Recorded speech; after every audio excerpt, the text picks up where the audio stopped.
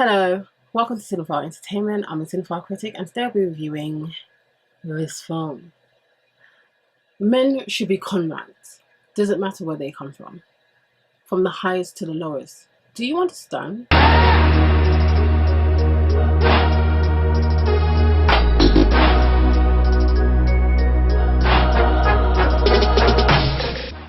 Tolkien. So Tolkien is a film directed by Dom Kuski and stars Nicholas Hoult as Tolkien, Lily Collins as Edith, Ty Tennant as Christopher, Anthony Boyle as Joffrey, Patrick Gibson as Robert Tolkien. Tolkien is about J.R.R. Tolkien, stands for John Ronald Reuel Tolkien. So this is how one of the most celebrated fantasy writers got his footing. This film follows the young Tolkien. You are introduced to Tolkien just after his father has passed away and what becomes of his family then, himself and his mother. See the way how she brings him up and the way how he is, and then tragedy struck and how he is taken from there and put into a privileged position, but for him it's not really ideal. He is an orphan with him and his brother. Now Tolkien was very talented because of the way how his mom educated him. His mom homeschooled him. So his mom was a very educated woman. She told him and his brother stories a lot of the time. He was versed in a lot of languages. His mom knew a lot of language and so she passed it on to him. Within that, stories and different languages, he started to be really good in linguistics. Started to be able to forge and make up languages. There are methods to making up languages and the connections and what they mean. He had a gift for it, of understanding languages, gift of storytelling, and he had a gift of making up languages, writing through languages, those types of stories. And this is more about his life. The way how this film is filmed is you have a back and forth. So World War I is a big situation that happened in Tolkien's life. Start, he's an officer. Then you go back into his past when he's young. That's how the film goes. So you have the present day, then you have the flashbacks. Throughout this process, what you are introduced to is you're introduced to the life of Tolkien, the young life of Tolkien and what he went through and how he met his beloved wife Edith. Now, one of the things I would say is very interesting that I have not come across a story like this before in terms of orphans being not the type that are in Oliver. People usually talk about orphans. They usually talk about poor orphans, the ones that in a very bad state where they are able to be taken advantage of. This orphan arrangement is very different. He's in a more privileged spot, but it's not necessarily a easier place for him to be in. And because him and his brother are very smart, they end up going to the best schools in that city, which they're able to do that through the church, and also I do end up getting scholarship to these elite schools. In this lady's house, she has a big mansion. She's got Edith and she uses Edith for company. So Edith is supposed to be playing the piano. She's supposed to be basically a companion, a company companion for the lady, sits with her, sews with her, talks with her, whatever the lady wants.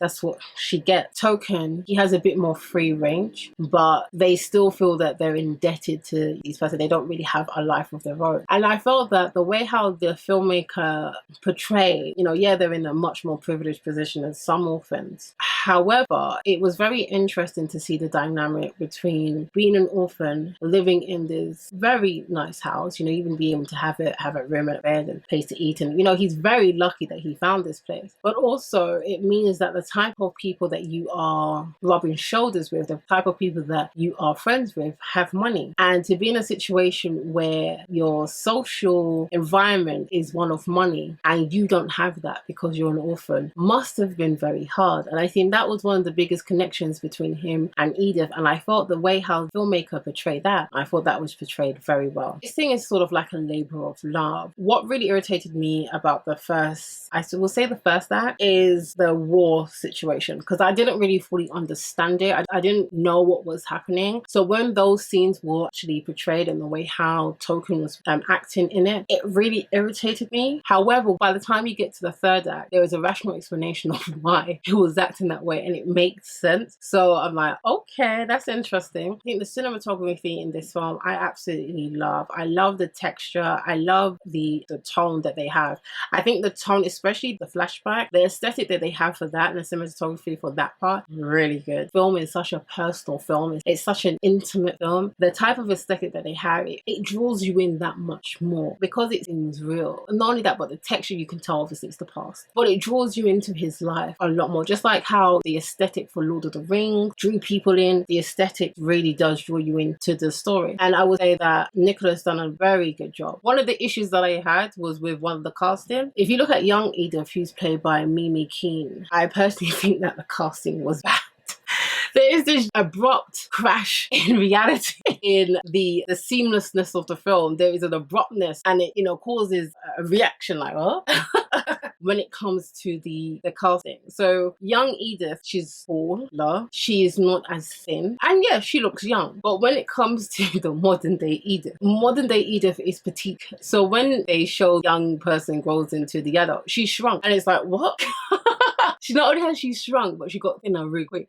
So I'm like, that's the only casting issue that I thought that I had. The young one didn't really match the person who they really wanted to play Edith. They needed to get someone who was petite, because even though Mimi was a very good actress, she was good in this film, that juxtaposed position between the two, it's jaunting. It's noticeable. You do forget about it after the story goes on, but it is very noticeable. Other things that I enjoyed as well watching was the relationship with the three friends that he made. How it first started off as they were teasing him, or one of them was teasing him, because he doesn't have a good relationship with his father. And all the while when I was watching this, I was like, never have something like God of War explain so many things.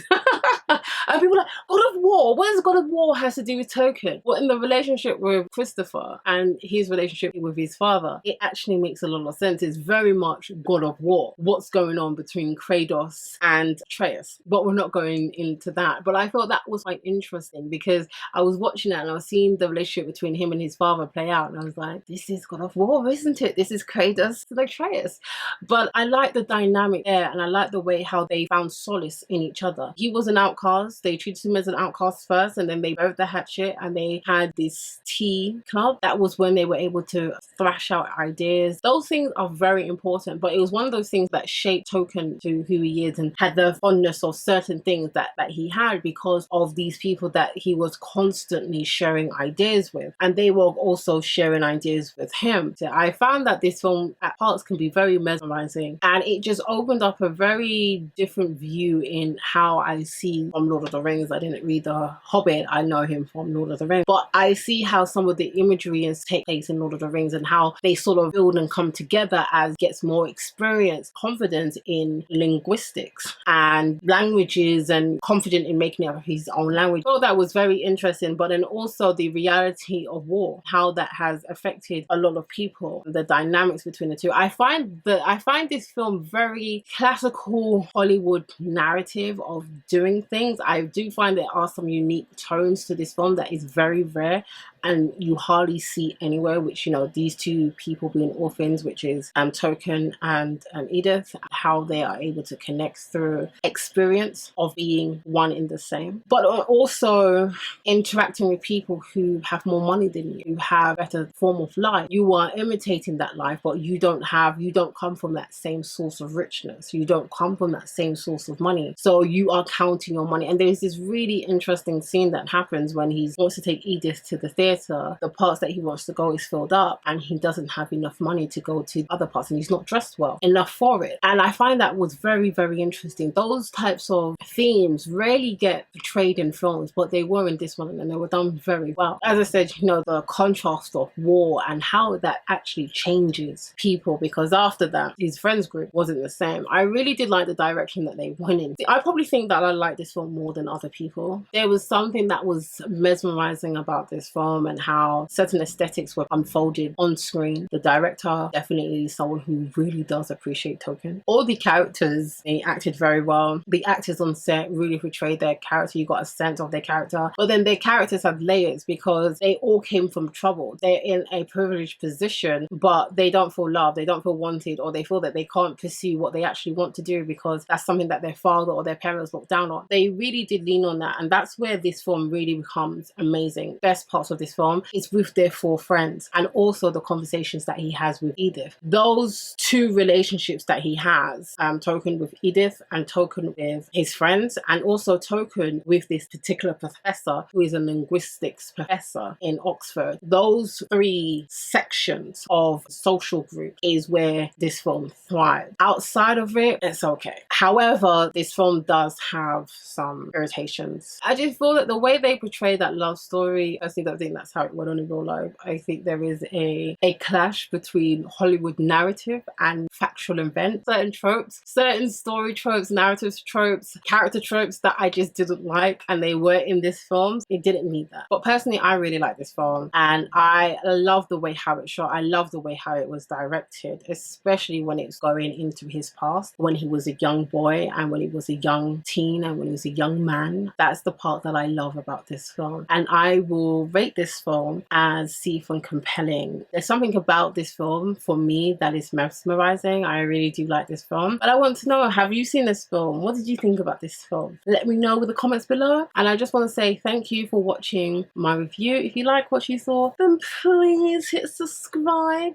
If you're thinking, hold up, wait a minute, let me just see what else you've got, then hopefully I will see you again. And remember, until next time, keep safe. Bye.